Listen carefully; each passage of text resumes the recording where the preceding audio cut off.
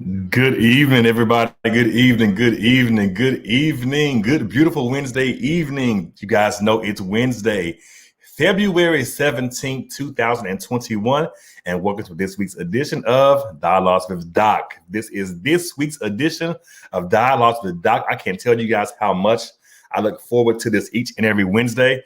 It's like I miss y'all. Like, I wish I could just reach out and give you guys a big hug. But we're still socially distancing, and I don't know where you've been and who you've been kicking it with. So I'm gonna just do mine like this for now till I see you. I hope all is well with each and every one of you. I am so excited about tonight's show. Before I get into tonight's show, I want to just take a moment and speak to what's happening in the great state of Texas. For those of you who don't know, Doc is originally from Dallas, Texas, born and raised Oak Cliff. That is my hood, definitely. Put it in your face. I'm gonna stop right there. But yes, I am Dallas born and I am Dallas bred. And so my heart goes out to the families in Dallas, the whole DFW Metroplex who are dealing with what's happening with the weather. I've been seeing several reports about no power, no water, things like that. So please know, my thoughts and my prayers are with each and every one of you. I pray this situation gets even better sooner than later, as we are still in the midst of a global pandemic. And speaking about the global pandemic, please make sure you are still staying safe.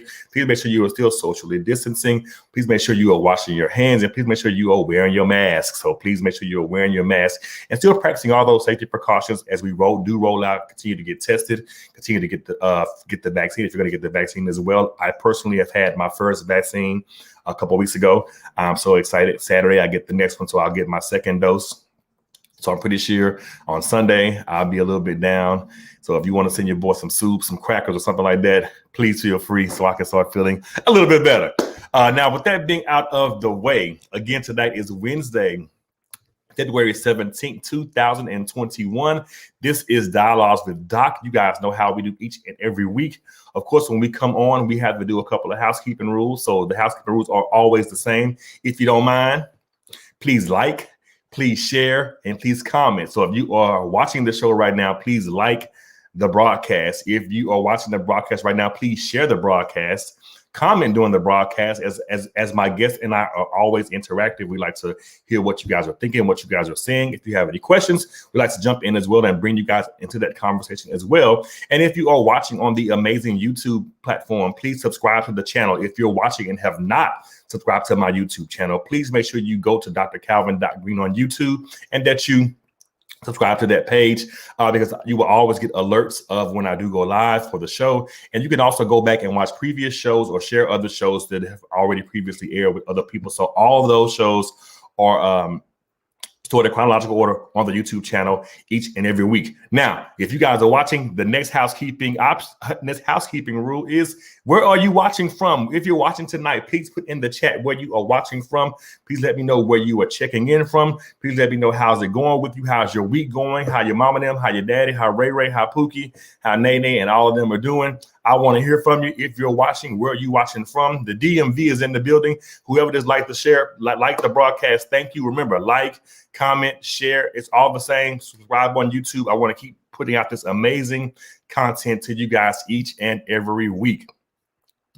Dallas is in the building. Good brother Dyson, how are you, man? Thank you for joining on tonight. So Dallas is in the building, even in the midst of everything else that's going on. My brother, I appreciate you.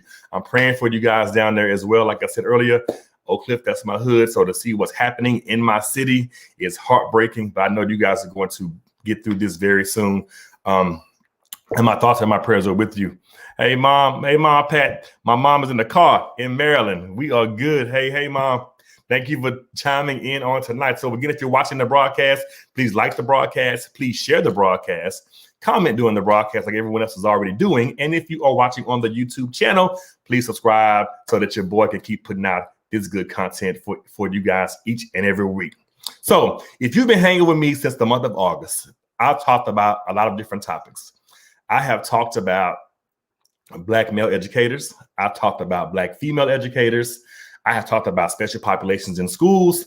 I've had some authors on. I have talked about pastoring in a pandemic. So I had some pastors on to talk about their experiences as we've been going through this global pandemic. I've also done a mental health. I'm 40, now what? I've also done some other topics on mental health and some other topics on parenting in the pandemic. I'm working on a dating in a pandemic show, so please keep your eyes and your ears tuned for that, because that's going to be coming up very soon as well, because I want to know how the people are maneuvering through this thing. And yeah, I'm like Joe, like the Joe the singer. I want to know. So I need to know what's going on dating wise in the midst of this global pandemic. But tonight's show is a little bit different. I had a show about light a couple of weeks ago, and if I am sounding like Teddy Riley, let me know in the chat. Hey, Green, you sounding muffled or whatever. I got some new equipment, so I've upgraded, and I want to continue providing great content and quality to you guys. So if you having problems hearing me, let me know. So I'm stuck on this light thing.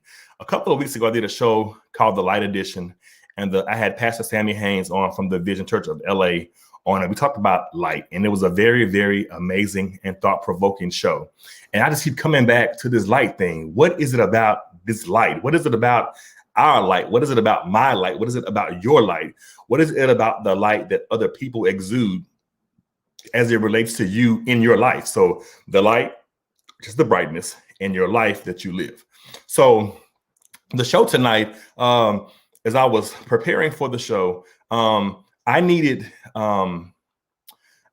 to have someone join me who has navigated this thing successfully from my lens, has done some amazing things, is continuing to do great things, and they are just a light and a beacon in their community. So as I was thinking throughout the show, when I got the download to go back to this light attracts light type thing, it's like you can't be a light if you're trying to dim other people's. And I said last week on the show that one thing about candles is candles don't compete.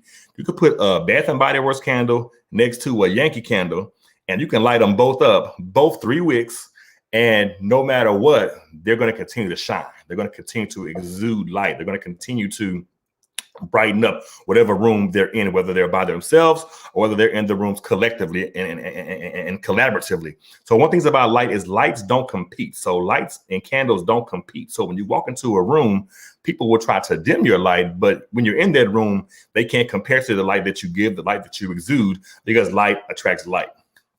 So I say all that to say tonight, with tonight's show, that I want to just go back and revisit this light thing. And so I reached out to an individual that is just awesome in their own right. They are just a light in everything that they do, in everything that they touch, in everything that they put their hands on. So what I wanted to do was I wanted to get some help tonight. So tonight may be a little bit different for some. However, if it is a little bit different, let me know. Put in the comments as you have your questions. Put in the comments as you have your comments. Put in the comments as you just join us for this conversation. As this light thing is that I noticed as an educator, many students that I work with, and I work in a high school, have a challenge finding their light, finding their way, wanting to go to the right, but people want to drag you to the left. So as I work with adolescents and teens each and every day, this light conversation is one that I continue to have regularly. It's one that I continue to try to help them successfully navigate. It's one that I try to help them just navigate by themselves. Even something as simple as you're in DC, you need to get out of DC. You're in DC, you need to do something different. Do something different from what your mom or your dad did. Be that light in your community. Be that light in your school. Be the light in your family. And to even taking it from the kids that I work with to the adults that I meet and that I work with as well. You're going to continue to work on your light. Your light may be this way in one situation, and your light may be totally different in another situation. But it's very important that you continue to develop your light. It's very important that you continue to build upon your light. And it's very important that you continue to just push, because your light should never be dimmed out by other people. Again, if you're watching, where are you watching from in the chat? If you're watching, where are you watching from in the chat? I want to shout you out. I want to thank you. I want to give you some love. Like I said, if I was there, I would give you a hug, but because we're socially distancing, I'm going to just do this because I appreciate each and every one of you. I've been doing this thing since August. And this thing is just totally taken off. This whole Dialogues with Doc platform is just totally taken off. And so I'm so excited to be having you guys joining me on. Oh, Sister Brenda, how are you? Thank you for joining. I appreciate you.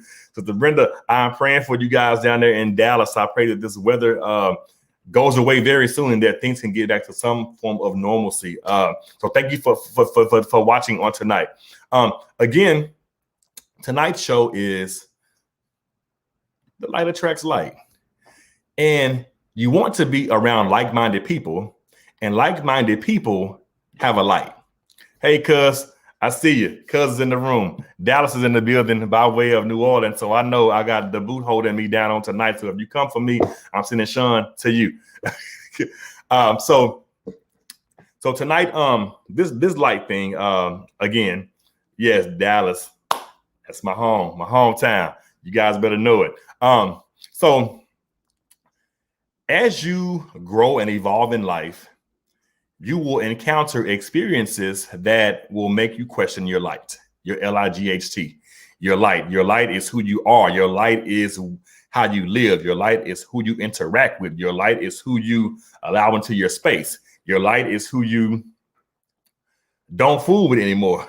Your light is the lesson that you learned. So there are different types of happenings that can impact the light that you have. And if you aren't careful, your light can become contaminated. But when you surround yourself with individuals who are also light carriers or light bearers as well as you are, once you guys connect, it's something that can be very powerful when you know the power that you have, when you know the power of your light, when you know the power of your life as it relates to your light. So I say all that to say, light attracts light. It is what it is, and it's going to be what it's going to be. And that's what it is. So listen, Sean, I see you, cuz you got my back. So if you're watching tonight, this is just going to be a very, very, very engaging dialogue. It'll probably be different from the ones that you have seen in the past. As you know, I try to evolve and take the show up a notch each and every week with my guests, up each and every week with my topics, up each and every week with just everything that I do as it relates to Dialogues with Doc. So if you're watching tonight, let me know where you're watching from. I want to know where your light is shining from. So I got light shining in Dallas. I got light shining in New Orleans. I'm holding down the entire DMV. So I got a light shining in DC. Got a light shining in Maryland. I got a light shining in Virginia.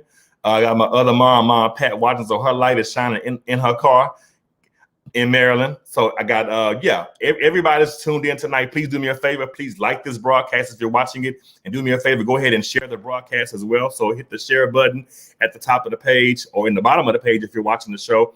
If you're watching on the YouTube channel, go ahead and hit the subscribe button as well so that you can get notifications of when I do go live each and every week, because I want to make sure that you guys continue to get this great, amazing content. So listen, this light attracts light is something that a topic that I couldn't handle by myself. I had to call for backup because as we maneuver and go through life, light becomes challenging because of circumstances, because of people, because of individuals, and because of light dimmers and light snatchers.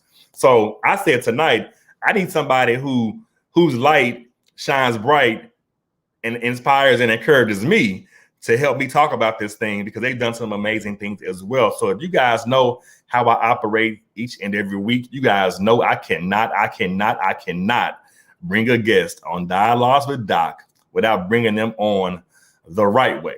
So if you guys would just give me a second to bring my amazing guest on tonight the right way, I greatly appreciate it. As they say in church, point of personal privilege, give me my personal privilege to bring my guest on the right way. Here we go.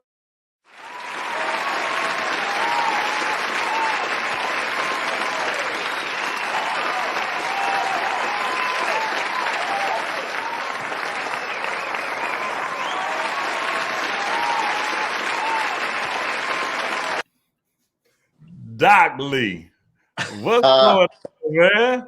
Dr. Green. How are you, sir? Abundantly amazing. How are you? look, I'm gonna steal that for a second. I'm abundantly amazing as well. It is so good to see you, man. Likewise, it's been a long time. It's 2 years is a long time, but it does seem like forever when I'm just we used to running into each other just because, man. Just because. I know. How are you, man, in the midst of all of this? All things considering, I'm doing well. It's about making sure that you're listening to the right voices during this time. Of course, this is my first time experiencing a pandemic. But, as you know how I operate, I make sure that I keep people around me who can keep me sound and keep me grounded. Exactly. And also understand what's really going on. And at the same token, how to continue to push through. So, exactly. Yeah, man, it's been good. It's been good. That's so y'all give me a second to tell y'all about this one. This is like my little big brother. And and I'm saying little because he's the only thing different is just he's shorter than me. So this guy on tonight is like the man. Like he is so knowledgeable. He is so well respected. He's so humble. Let me put the humble word before everything else in all that he does. And he moves with a spirit of excellence, which relates to tonight's topic. The light attracts light. The light attracts light is so powerful. And I couldn't do it by myself. I had to have you on with me as a guest tonight to talk about this thing. You got your light popping. I'm happy. My brother / boy is in the building. So can we just jump into this thing? Let's get it. Let's get it. Okay. So Dr. Lee, for those of you who don't know who you are, just tell us a little bit about you and what you do. What is it that Dr. Lee does? And I do have some more questions that I'll have follow up behind that. That's a very interesting question. For those who don't know, I'm from a small town that's called Utahville, and it's in South Carolina. And I am the oldest out of a number of children. I graduated from South Carolina State University, and then I matriculated, and then graduated from the Medical University of South Carolina as well, and became a pharmacist. Mm-hmm. Don't give him too much, Doc. I practiced for a number of years in South Carolina, but I just didn't feel that pharmacy was my passion. Or the strongest of all of my passions. And so I moved to Los Angeles to pursue something else that I'm very passionate about. I love it. So you're in Utah. Okay. Let me rephrase this question. I was going to say something else. I'll say it like this. So you're in Utahville. You go into pharmacy and you go to university, you go to South Carolina State. Correct. Now, my question is, you had no idea at the time while you were going through those challenges that you were a light. And when we talk about light attracts light, I have to put a pause right here and say your journey is related to Black history, and many people don't know that. So when I say light attracts light, I'm gonna drop this question in there. Can you tell us what it's like growing up in South Carolina, and then hear me clearly that are listening, become the first African-American pharmacist from Utahville? So this gentleman on the show tonight is Black history. It's Black History Month, so I wanted to make sure I tap into this thing on tonight because my brother, I saw the other day doing my research as I always do. He had a whole, what do you call it? I'm an educator, so we do bulletin boards and door decorations. My man, Dr. Lee, had a whole door.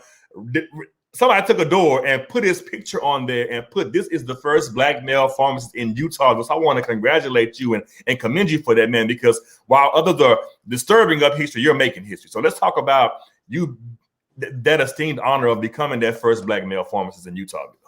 Thank you. Well, to answer your first question, growing up in Utahville, South Carolina, I have to say was a very important foundation of who I am. And I say that because during that time when I was growing up there, we operated as a collective unit, meaning that everybody was there to help the next if there was some sort of shortcomings, okay? So you felt the love, you felt the togetherness. And that's what I grew up on. And I think that was an important seed that was planted in me, that whenever I was to become a man, that I too am to always step back, reach back, and help the next. So Utahville, South Carolina will always have a special place in my heart for many different reasons. Now, when I went off to South Carolina State University and then graduating from MUSC with my Doctor of Pharmacy degree, no, I have no idea that I was making history at that time. It wasn't until somebody else pointed it out. Mm-hmm. And so it's a mantle that I carry with a lot of respect. And because of that, that position has inspired a lot of other young people to pursue pharmacy. Because the thing about in Utahville, South Carolina, you didn't see a whole lot of us in the medical practice, okay? And so I always feel that we become what we see. That's right. So if they saw me, then they felt like they could become what I am. Yeah. So I'm grateful to everybody who have paid homage to what I've accomplished, but I still feel like there's more. There's more to accomplish. Yeah. There's always more. And I like how you said that, like, this is on my itinerary, but I haven't reached my destiny as of yet. So me becoming the first black male pharmacist was on my itinerary, but I'm still not done. There's still work for me to do. And when you say the inspiration piece, you were just being yourself, doing what it is that you do best, which is succeed in all that you do. And then someone had to point it out to you, like, hey, do you realize? And you're like, man, I am, like, I really am out here just doing my thing, being this light for so many other people. And I had no idea, because I'm so consumed with just doing my thing, that I am Black history. So I love how you said that. And I'm also over here writing my little show notes. The collective unit is so important, because we don't see that much anymore. Whereas when we grew up, there was so-and-so's mother could say something to you, and you knew if you didn't do what she said, she would tell your mom, and so on and so forth. And I see, even as an educator in today's times, I can't say something to someone else's child without them being offended, wanting to fight or whatever. And it just didn't used to be like that. And that's how we kind of checked each other's lights in a sense, where Miss Shirley can say something to you that the same way your mom, Miss Jody, could, and you straighten right up and you fix your face and you went on about your business. So I love how you tackle that, because the light doesn't have to come from within. The light come from outside, and you still know, oh, I know that light, and I better get myself together before there's some traumatic experiences. Exactly. Yeah. So Doc, look, let's go here. You could have went anywhere. You chose to stay at home. Can you expound on your decision I love my HBCUs as well as you do. What made you say South Carolina State? What made you say, you know what, I can go anywhere, but I want to go to an HBCU? I think that decision came into play because after my mom had me, she went off to college. And so my fondest memories from a college perspective was when we would actually go on campus to pick her up, to bring her home for the weekend. So I may have been around 3-4 years of age at that time. So I can remember going on campus and just seeing a sea of Black people. I didn't really understand at that time what it was, but now looking back in retrospect, I know exactly what it was. And when it came down to decide on what college I would go to, yes, I had so many options, but it was something about South Carolina State that stuck out to me. And I think it was because of the mere fact that it was still close enough for me if I wanted to go home. But still yet far enough that if they wanted to come and visit, they had to call. You understand what I'm saying? No pop-ups, no pop-ups, no pop-ups. Exactly. But yeah, you know, South Carolina State was so rich in culture back in the 80s. When I was in middle school, okay, I remember the ensemble from South Carolina State coming to perform. Shortly after that, we were introduced to A Different World, okay? Oh, yeah. So seeing all of those lights and the sea of brown people being hype and interactive, and then those that were a part of the ensemble, they were just happy. I said, okay, that's what I want. I want to be a part of whatever it is that they have going on. And I think that's why I decided on South Carolina State University. And it happens to be one of the best decisions I've ever made in my life as far as an educational standpoint is concerned. Yeah, definitely. I love it. I love it. I love it. I love people don't really understand the power behind what an HBCU can provide. It's not just the education, it's the experience. It's the people, it's the camaraderie that you build. It's the conversation that you can still remember where you were on a certain day of the week. I still remember where I was on 9/11. I was sitting in Spanish class at Paul Quinn in Miss Karen Ingram's classroom. It's just those type of things that you'll never forget because of your experience. That because those memories are forever embedded in who you are and who you become. So I'm gonna shift because I got the preliminary stuff out the way. So y'all that are watching, we light a tracks light now. Okay. All right. Doc, so can you share your definition of what it means for light to attract light? So many people have come up with their own, or they hear other people's take on it. But I said, you know what, tonight, let me ask Dr. Lee what his take on that is. Because for me, I said earlier in the show that one thing about candles don't compete. So I can put a candle in a room from Bath and Body Works. I can put a candle in a room from Yankee Candle. I light them. They're both going to exude light. They're not competing at all because they're still giving off the same ambiance, and sometimes the smell can get a little janky when you get the mixing. But there's no competition. So in a world where light attracts light, what does that mean to you, Doc? What's your definition of that? Okay, so light is energy. Mm-hmm. Would you agree with that? Oh yeah, most definitely. So what comes along with that is a gravitational field. Mm-hmm. Okay.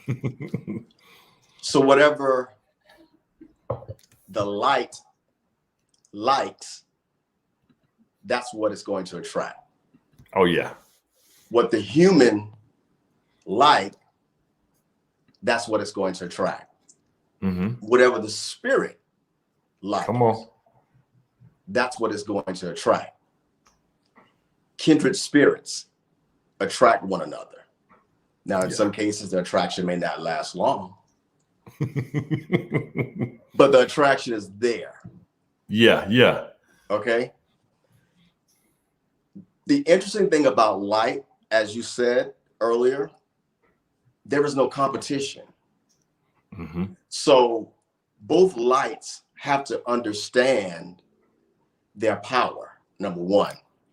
Oh yeah, that part. After they've understood their power, they have to understand their purpose. Come on. Once they have an understanding of what it is that they're there to do, what it is that they're there to serve,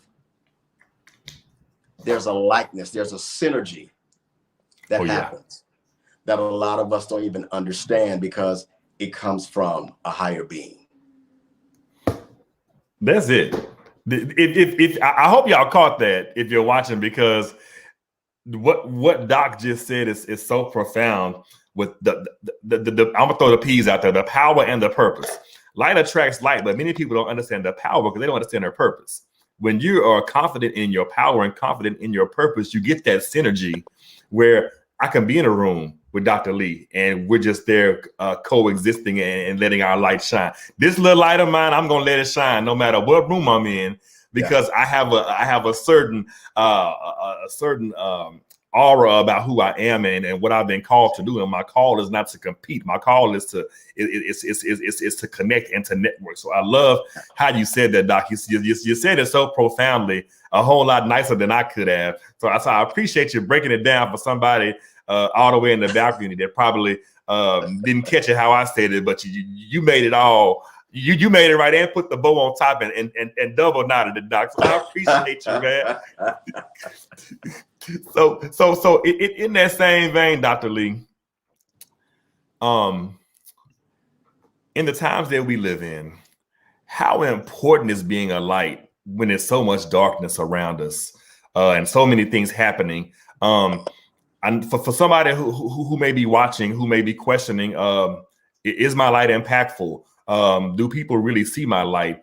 There's so many things happening around me. Can you share from your lens how important it is for them to continue being that light or continue just shining even in the midst of all the chaos and the noise? That's a very good question. So here's my thing. The Bible says, let your light shine among all men so that they can see your good works and that your Father, which is in heaven, can be glorified. Okay. When you are operating in your purpose, your calling, your walk, your light is going to shine. Regardless. Now, it may not illuminate a large circumference, but it will illuminate enough so that someone can see the light that's within you, that's permeating out of you, so that it can either motivate them, inspire them, or cause them to think about what their next actions in life should be. Oh, yeah. So it's not about how big your light is. The important factor is making sure that your light is shining.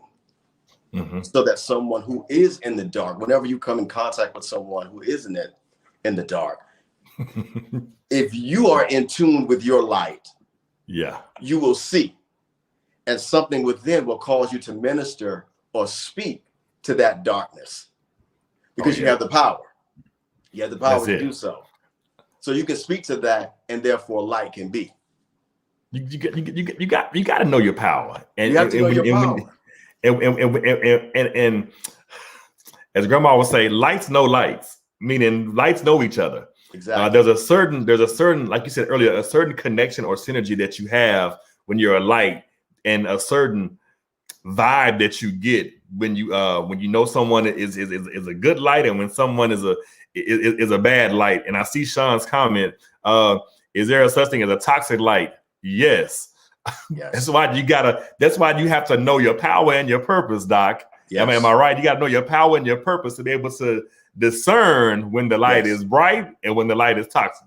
You want to jump in there, Doc? Well, a toxic light to me is just a knockoff or an imitation of what the real light should be. So that toxicity that resides in there, which I call bad radiation. And you know what radiation causes? Cancer. Yeah, cancer. It becomes cancerous. Okay. So then either you have to identify what that toxic light is, and then from there you have to either uproot yourself to a healthier state of being, or you can continue to fight along with that toxicity and accept whatever repercussions come on the other side of that. You can identify it, but you don't have to dwell in it. You don't have to entertain it. And you definitely don't have to sit under it. I got better things to do than deal with toxic lights. So I as I'm on my road to destiny, I'm gonna have to deal with them. I'm gonna have to encounter them, but I don't have to deal with them. Yeah. And I love how you said that. Miss Brenda, yes, let your little light shine. You may be a little light, but please let it shine. Giuseppe, I see you, brother. Doc, you getting the likes and the emojis tonight. I'm seeing fire and oh yeah, Miss Karen, I see you. I believe darkness hates light. Yeah, definitely. Yes. darkness can't contain light, so it hates it. Think about it. Think about that. Think about that one coworker that is always negative. And when you get to work and it's about 10 of y'all in the lunch crew, this doc when you used to work in like us, you used to be you go in the lunchroom and it's only one of them and it's 10 of y'all, so y'all not paying that toxic darkness no light anyway. You over here having a good time at lunch, having a good time, and it can't, the light can cancel out the darkness if you let it. If you're able to discern and grandma said, I know that spirit right there. I know that right there. I don't have time to entertain, to deal with, or whatever. So darkness definitely hates light because it can't hold it. It can't contain it. Like Dr. Lee said earlier, it doesn't understand the power behind the light, doesn't understand the purpose behind the light. And that's why light is a problem for so many people. Yeah. So Doc, let's talk about this light thing from a different lens. Mm-hmm. So I have to do my homework. So, in 2012, now y'all, I'm about to tell the story of how I know this gentleman on the show tonight. In 2012, somehow Dr. Lee and I connected on Twitter. This is back when I used to tweet. I don't even access the darn Twitter anymore. I just, every day I look at so many people unfollowed you. I don't even tweet anymore. So if they unfollow me, heck, I wouldn't know.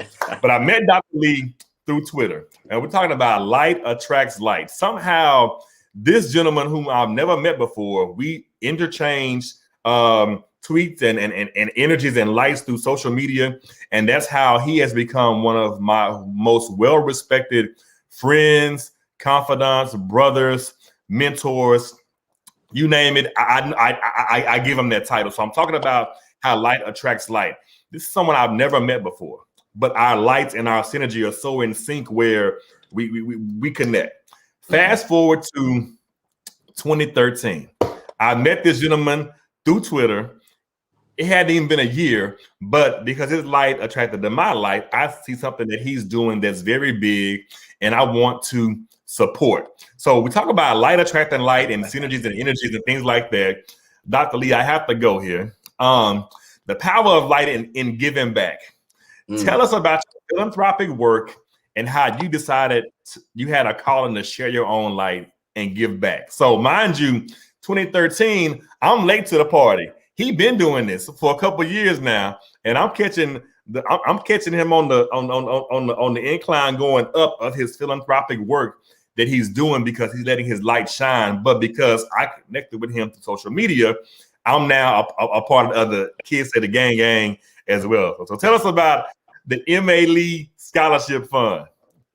Wow. So the M.A. Lee Scholarship Fund, that's an initiative that I started back in 2006. Wow. Yeah, I was real late to the party. Yeah. Yeah, that was to commemorate my 30th birthday. Okay. Mm-hmm.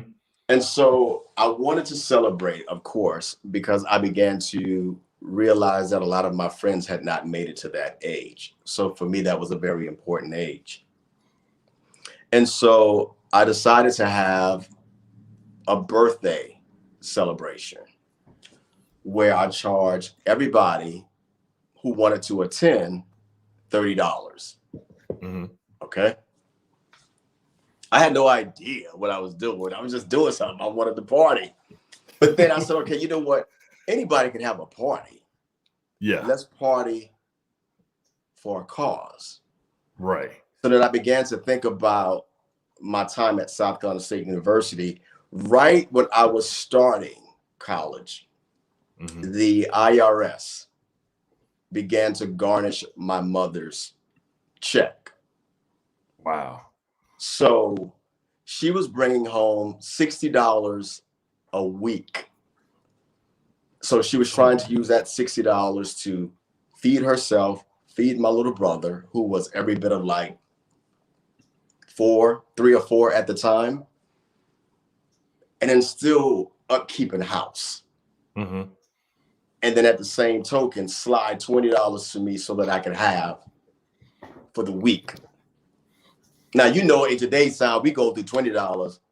in a day. In a day. In a minute, okay? But she gave me that to last throughout the week. So there came a point where I couldn't afford room and board. And along with room and board was a meal plan. So I lost housing and I lost my eating privileges. So I had friends that allowed me to sleep on their floors or their couches, and then some who would allow me to utilize their meal cards just to get food. So as I was preparing to celebrate my 30th, I began to think about all of that as well. And so I said, you know what? What I want to do is take the money that we raise from ticket sales, and I want to award scholarships. That first year, we raised enough money to where we awarded 13 scholarships. Wow. 13 scholarships. And so that really shook me. It really opened my eyes to a lot because if you remember, I said when I was growing up, Utah Billions acted as a collective unit. They came together to make things happen. So I said, wow, here we go again. So I couldn't let it just go with just that one event. We decided to have a second one. Huge success. Long story short, we went all the way up until 2017 when we had the last gala. It has been an amazing journey, an amazing ride. To date, we awarded over 120 scholarships, totaling over $100,000. Wow. And from that birth, the Dr. Maurice A. Lee Endowment Scholarship now at the Medical University of South Carolina, which is designed to encourage African Americans to go into the medical profession, particularly pharmacy. Man, so listen, yes, bless you, Dr. Lee. What a blessing. Tanya, hey Tanya, outstanding. So Dr. Lee, you went from scholarships to an endowment. Like that's, people don't understand how huge that is. Like the fact that you have just transformed the work that you do. And we're talking, and for those of you who are joining, we're talking about light attracts light. This your light has been magnified even more because of this endowment and because of the work that you've done over the years, man. I just want to, I thank you for what you've done. I thank you for what you continue to do. And if you're watching, I'm gonna ask him in a little while to tell you how you can donate as well to the endowment so that you can continue to do the great things that you do. Now, okay, so now, you know, you never know how people are connected to each other. So light attracts light. So back to my story, since y'all interrupted me and I had to let Dr. Lee speak, talking about light attracts light. So we're connected on social media. 2013, his gala's coming up. I said, you know what, Dr. Lee? I ain't never been to South Carolina, but I'm gonna come and I'm gonna support you and everything that you do, because now me and Dr. Lee are cool. That's my brother. I ride for him, and I'm gonna come and support. Y'all, let me tell you about this gala. Talking about light attracts light. Now, mind you, I've never been to South Carolina before in my life, but long story short, I don't know where I'm going, so I fly into Charleston, and the event is in Orangeburg. So I have to get the car, then drive to Orangeburg. Then I get to Orangeburg. I say, Dr. Lee, I'm here. We're talking about light attracts light. Dr. Lee says, man, we're at so-and-so. Come meet us. Okay, cool, no problem. Y'all, I get to the wherever the event was, and I'm there in a room with 15 other lights, and I'm just expecting something small and something simple, and you know, just y'all, the room was full of lights, and Yeah, the room was full of lights. The room was impactful, and I was shell shocked to the point where I'm in the same room as these people, and I know where we were at. We were at the breakfast spot. We went to the breakfast spot. That's where it was. I went to the breakfast spot. I can't think of the name of it. I will plug it. But I want them to sue me because I didn't get sponsorship from them. But we go. I get there for breakfast, and I go in, and I'm meeting with all these people that I've never seen. No, I have seen them before, but I never met them. And I said all that to say, on the Light Attracts Light piece, Dr. Lee pulled me in, greeted me with so much love, greeted me with so much light, and I fit in like I belong. And I want to thank you for that, man, because a lot of times you never know how your light is going to fit in certain situations and around certain people. But my brother on the other end of this show tonight pulled me in and made me feel like I belonged. I'll never forget, you were doing the interviews on the carpet, and y'all, I mean, when I say this gala, Dr. Lee low key was bringing Hollywood to South Carolina. Like, he had red carpets, he had limousines, he had people dropping and picking up people at the airport. And Green, you got to ride back, hop in a truck with them. They'll take you back. Like low key, I'm on the carpet with different people. And I'm not name dropping. If you follow me, you see me with certain people. I'm right next to Dr. Lee. If you go to my social media. And I'm just connected because of him. And he said, yo, get on the carpet with us. Like, this isn't this person or that person. This is a light. That's a light. That's a light. That's a light. That's a light. So the Light Attracts Light piece was, for me, you made me feel like this is where I'm supposed to be. This is there's a greater calling on the work that you're doing, Calvin. And this is just a snapshot of what God has done for me. So if you just obey the rules, if you do what God tells you to do, continue to surround yourself with other lights like myself, you're called to do the exact same thing. So I want to thank you for that, man, because I've been in some circles or I've been in some situations where if you're the only light that's shining, something's wrong. One of my older mentors said, if you go into a room and you're the highest person in the room, you need to change rooms. There's something wrong with that. If you're the epitome of what we're talking about or what we're discussing, and you need to change rooms. So thank you for helping me change my mindset and change my rooms because of how you included me and how you pulled me in. Like, yo, you need to get yourself together and do some of this same work. So for me, bringing that light and embracing me in a space where I'm trying to figure out what the heck my light is. Is my light too big? Is my light too small? This little light of mine, but it ain't shining. But I come to South Carolina and I'm like, Rihanna, turn on all the lights. I'm here. I done made it. Yeah. So thank you for that, man, and continue. I want to thank you for the work that you've done with MA Lee. With the MA Lee Scholarship Fund that has now turned into an endowment, man. Where am I at? Because I done got thrown off because I had a flashback. So that's where I am. That's where I am. So the journey to self-discovery, what pushed you and how did you manage to just relocate a few years ago? So I'm in South Carolina. I'm the first Black male pharmacist in Utahville. I'm continuing to work throughout the city, throughout the county. I've had successful galas where I've given back scholarships to almost over 120 students. I now have this endowment going forth to continue to provide more financial support to college students. And Ernie, you say, Green, I'm moving to LA. And I'm like, when and where and why? And you just said, I gotta go. So what happened, man? Like you like now you're in LA in your nice house, and I see you got your panels behind you and stuff, and you're evolving, and you're shining, and your light is bright, and you're doing it, man. So what made you say, I'm leaving South Carolina?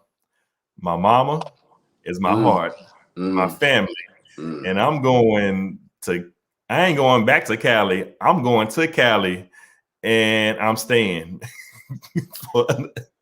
Well, Doc, it definitely was a hard decision, but it was a necessary decision that needed to be made. I'm going to play off of what you just stated. when you find yourself in a room and you're constantly pouring, no one is pouring into you. You feel like your light is shining, or you feel like you're not getting anything out of your environment or your setting. It was time for me to uproot. I felt like I was not growing anymore. I felt like I tapped out. Right. And so I'd gotten to a place where I wasn't happy. I was not happy. And when you're not happy, you low-key become something else. You low-key become somebody else. The things that you would normally say or how you would say it, you don't say it in that same tone. And so I had to check myself, and I had to figure out, what is it? What's going on within you? And I discovered that I was no longer happy in South Carolina. Although everybody that I loved greatly were there. It took one person who said something to me by the name of Keith Robinson. And he asked a question that had been asked many times before. And he said, okay, I'm here for the gala. This is awesome. This is amazing. I think what you're doing is good. But why are you in South Carolina? And for the first time, I didn't have an answer. Because all the other times I said, well, my family is here. My friends are here. When I was asked that time, it sounded different. And so because of that, I didn't have a reply. And when I don't have a reply,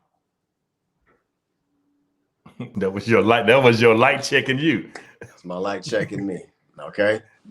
So in a matter of 2 weeks, I made a decision to move to LA. I uprooted my life in 2 weeks, dropped everything and said I was out.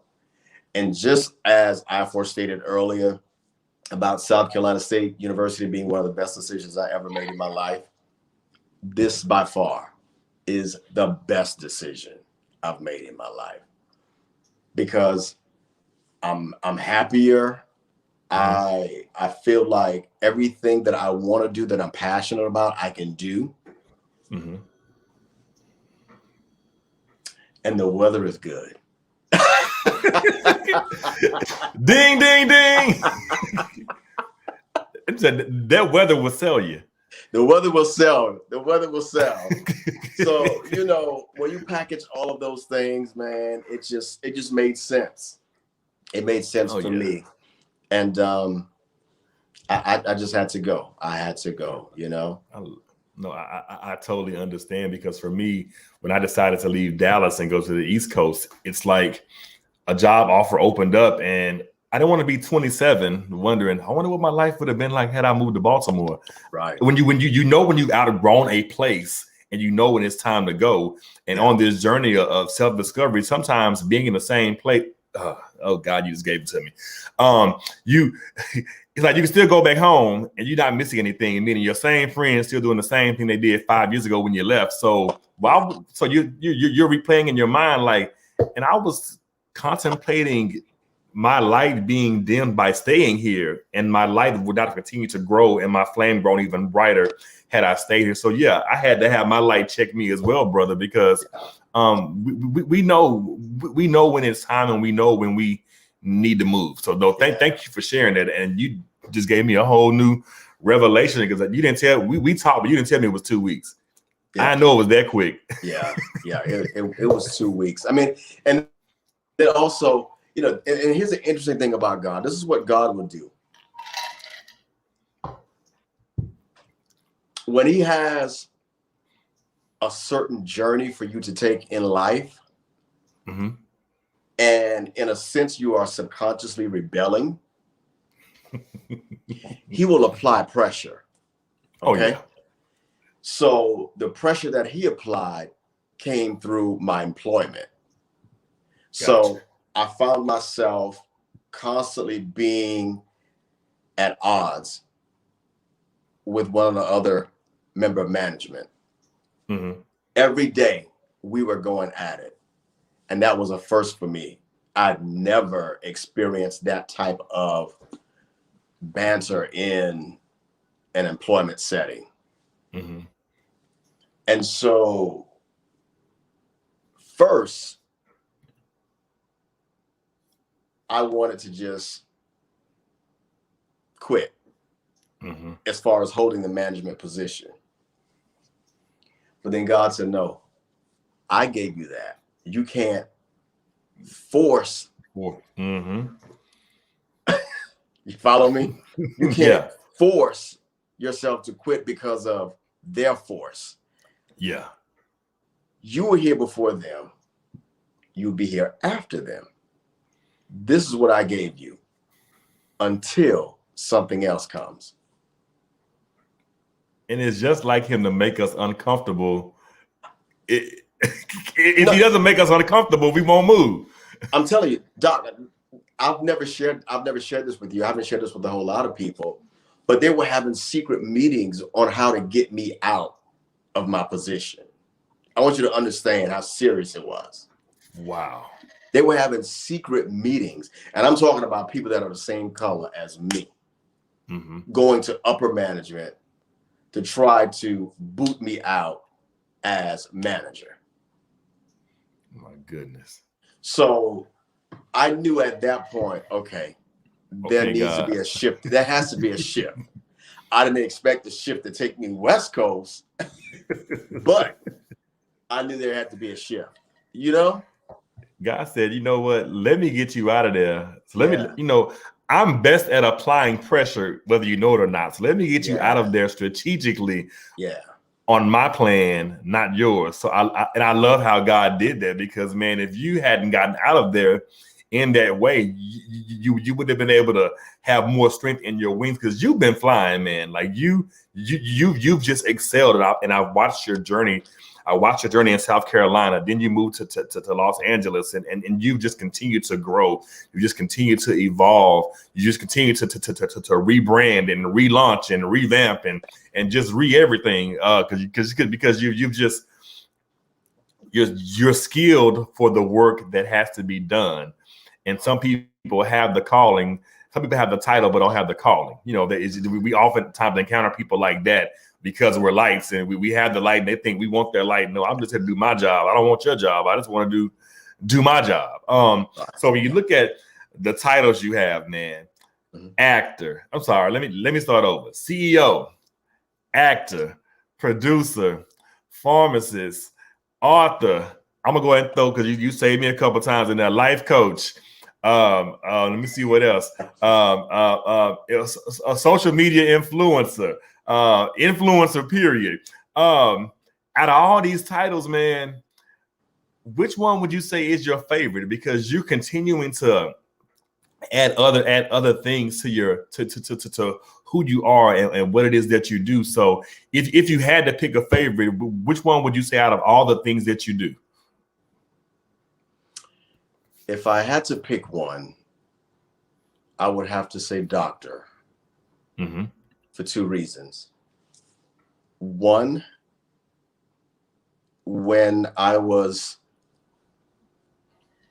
a boy growing up, and I would begin to share that I wanted to be a doctor, I had grown adults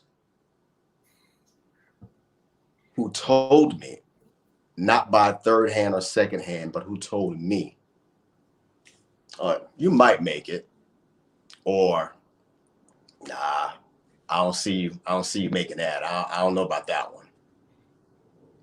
And that's what they told me. Okay. Wow. But that was cool, because I never allowed it to waver me. I actually use it as motivation. Okay. All right. That's your thought. That's your opinion. That's your problem. I got this. It's I got not this. mine. That's your problem. That ain't mine. Right. Okay. Secondly, the title of doctor, especially in the Black community, because when you talk about health, or the lack of talking about health because it's such a taboo in our community. We are scared to share what we're dealing with. So being able to stand at the counter, to break the wall, tear down the veil, to make people comfortable enough to talk to me, to share what it is that's going on within them, so that with my knowledge, I can provide the best resolution for them. Those are the two reasons why I would say, if I had to choose, the title of doctor would be my favorite. And I thank you for that, because some people don't understand. And you spoke about being at the counter. There's a certain level of trust that individuals come into you. I always watch when I go to the pharmacy, and you have the elderly that are there, and they have questions, and they're asking you at the counter, when I'm having these type of issues or these type of challenges, and they're coming to you because they trust what you're going to say. They come to you because they trust the insight that you're going to provide. They're coming to you because, hey, I'm all out of options. Let me just ask the doctor who has the content base and the knowledge to help lead and guide me and help me navigate whatever this health challenge is that I may be facing. And also, as African Americans, we don't like to go to the doctor. So we already have a disdain for going to the doctor. We already have a disdain for needles. So we just try to wing it, feeling better, when sometimes we have to go to a trusted individual who has the medical degree and certifications to help us. So no, thank you for saying, and thank you for sharing that, because I've always wondered, like, my brother does all these things, like which one for him is it? So doctor is it, and I thank you for sharing that, man. Yeah. You kind of hinted on this earlier, but I want to go back to it. And we're almost done, Doc, I promise. What has been your proudest moment on your journey thus far? Because your journey isn't over. There's still a lot of work to be done, like you said earlier, but you've done so much, you've accomplished so much. If you had to pick your proudest moment or your proudest moments thus far, what would they be, or what is it? It's really nothing that I've accomplished, as far as degrees, so forth and so on, and employment. I would have to say my proudest moment on this journey is being able to maintain friendships for over 40 years. My proudest moment. Yeah. I love how you said that, because those friendships are a part of that collective unit that still exists. It's rare, and even hearing you say that for 40 years, half of us can't even remember who our best friend was in high school, or who our best friend was 10 years ago, or even who our friends were at the age of 5. Heck, I can't even remember who my second grade teacher was anymore, because it's been that long. But the fact that for 40 years you have prided yourself on still maintaining those friendships, still maintaining those connections and those relationships. Many people can't say that. So it's to hear you say that is so inspiring and so encouraging, because it's gonna make me go work on some friendships that I may need to extend a little grace to make it to 40 years. Because that it's hard, especially in this virtual space of you really can't connect with people, and so you gotta. I'm at the bite the bullet and check on some people tonight, because Dr. Lee got me together with his comment, and he don't even know it. I need to check on some of my friends. Check on your strong friends. Check on your strong friends. Check on the weak ones too. Check on the weak ones too. Check on the weak ones too. So Doc, you wrote a book a few years ago. Tell me about this book, or tell them about this book, because I want to make sure that y'all go buy it. So tell us about the book that you wrote, man. Wow. So I wrote a book called Life Experiences. And at the time, it was a compilation of life experiences. A lot of them I had never shared with people. The fact that, at one point in life, I wanted to commit suicide. Mm-hmm. Being molested by a substitute teacher. She was a substitute teacher at the time. She would come in from time to time. Mm-hmm. And then there were some other things that I shared in the book that I felt at that moment. I felt I needed something. I needed an outlet. Mm-hmm. And no, I wasn't going cuckoo for Cocoa Puffs to where I felt like, I needed to seek therapy. It wasn't like that. It's just, I've always been a private person. And so Right. I wanted to take the opportunity to share some things, hoping that it could possibly help someone else who didn't know how to communicate, who didn't know how to express, who may have been dealing with similar situations or have dealt with situations that I dealt with. And so I wanted to put something out there tangible that people could have, that they could read, they could always go to and read just for help. Mm-hmm. Yeah. Help along Definitely. the way. Definitely. So yeah, so it's a book that I'm so proud of. It's one of my babies. I'm so proud of that book. Because it went on to win an award for best book for something I don't know, I can't remember, some years ago. But it's my baby, and it's something that I take pride in because it was a healing moment for me. So after I wrote the book, I never read the book again. That was it. Mm-hmm. I love it. I didn't need to relive it. Everything I wanted to say was in that said book. it. Yeah. It's like Obama. I dropped the mic. That was it. Yeah. I wrote the book to heal myself and to free myself, and now it's caused my light to grow even brighter because of that release. No, I love how you put that there, man.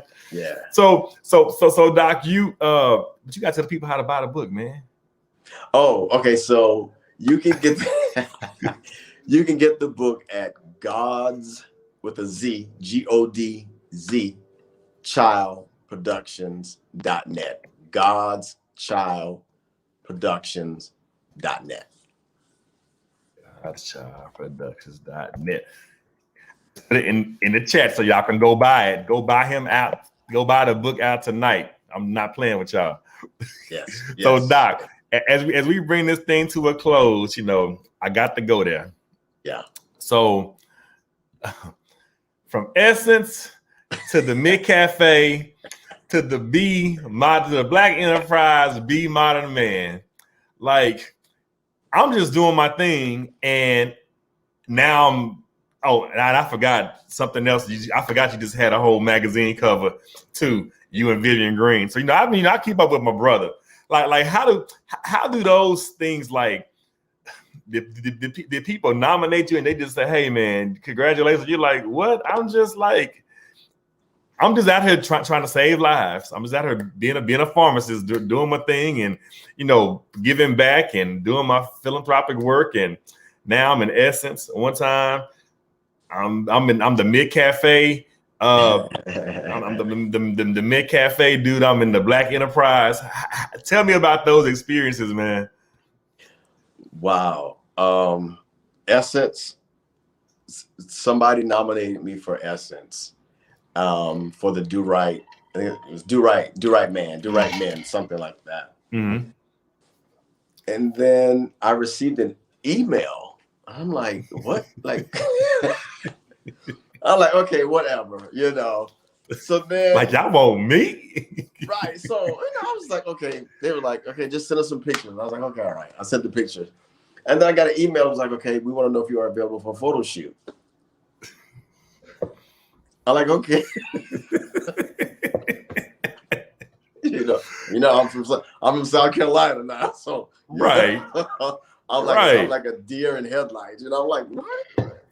So anyway, I didn't even know the magnitude of what they were trying to create. I had no idea, and that actually helped to catapult the Emily Scholarship Fund as well. Mm-hmm. So it did more for that Perfect than timing. it did for me.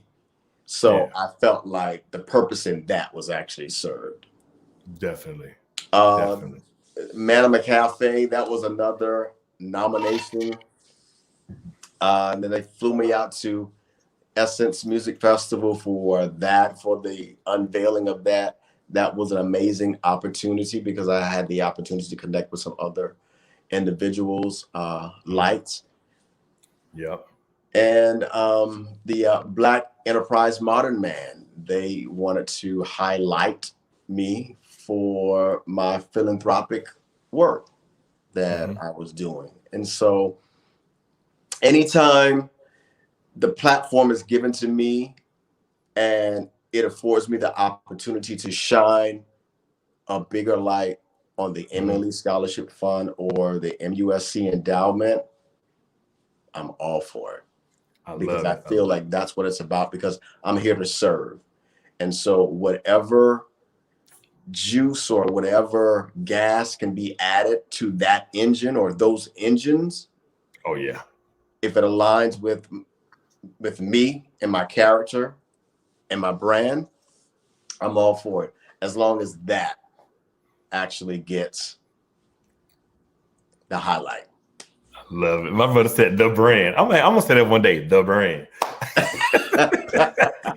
so Doc, over the years you've done some great things and done some philanthropic work and some you said you've done some things with Essence and you met some other lights. Can you just share through that experience, through those experiences, some of the people? So now I am asking you to name drop some of the people that you have connected with that have become like family. Meaning, I may have invited you to become a brand ambassador for MALESF, and now like I speak to you regularly, like you're my brother, you're my sister. Like we have. I brought you in for that, and in the midst of that, we've built some genuine friendships and some connections, and I really call you my family. You're my. I brought you in, and now you're like you're my friend / family. Oh wow, so many who have joined that list. From I ain't famous like them, but I'm there. But I'm gonna just throw that out there because I ain't on those. I'm not there yet like them. Yeah.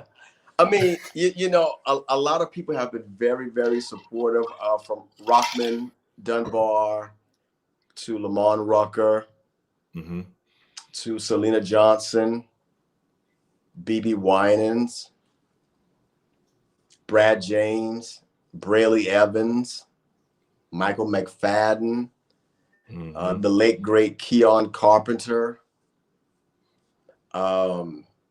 Darren Henson, who served as the national spokesperson for many years. Oh yeah. Brian White and my sister Denise Boutte, just to name a few. Jasmine Guy, I had a lot of people that came in. Sammy, Deron Jones from 112. We've had a lot of people. Kristen Keys, who, Kenya Moore, a lot of people who came in, and it's like you just taking a chance to say, hey, can you just come shine your light over here a little bit? To give back, to help me get this thing going and up off the ground. And I just love how you were able to say over the years, and even still to this day, I've met these individuals and they're still working with me to continue to let my light shine, even more. And it's crazy because if for them it wasn't because they believe in you, they believe in the brand. So it's not like a one-time hit and quit type thing. Like you said, Darren was the ambassador for years. When people rock with Dr. Lee, y'all, they rock with Dr. Lee and they rock with everything that he does. So I want you guys to remember that when your light is your light, people are going to rock with you because of it. They're going to rock with you regardless, because your light and your synergy and your energy is so interconnected to the point where we can't help do anything but grow together and continue to shine even brighter. Yeah, Dr. Lee has impacted and changed many lives, Sean. Yes, he has. Shout out to the NO. Yeah, he went to Essence Fest. He shouts out to the NO. My brother, you. So to close this thing out, I got to ask this question because you're doing a lot.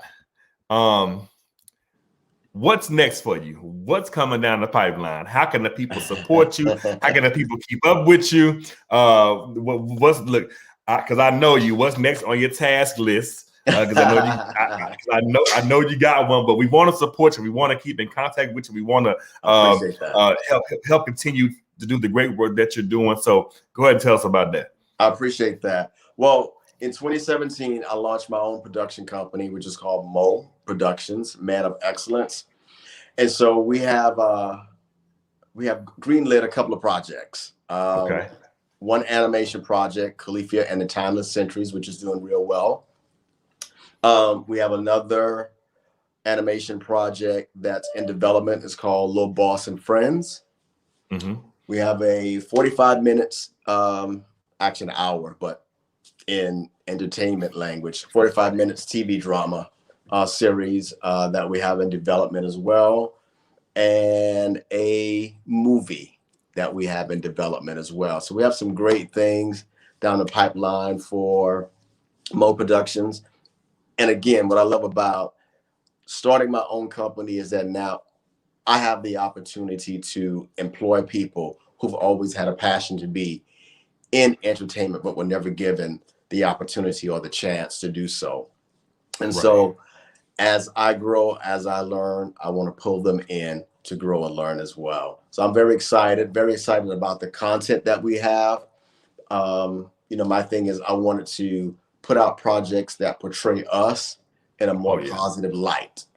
Definitely. Not that we are without fault or without error, but I want you to see the strength in us as we push past those errors and push past those faults. Most definitely. No, brother, you're so right. My brother's out here helping to change the narrative on so many levels. You guys got to follow him. Doc, how do they follow you? Keep up with you. They can follow me both on Twitter and Instagram. The handle is the same, which is DrMalee, Dr. M.A. Lee.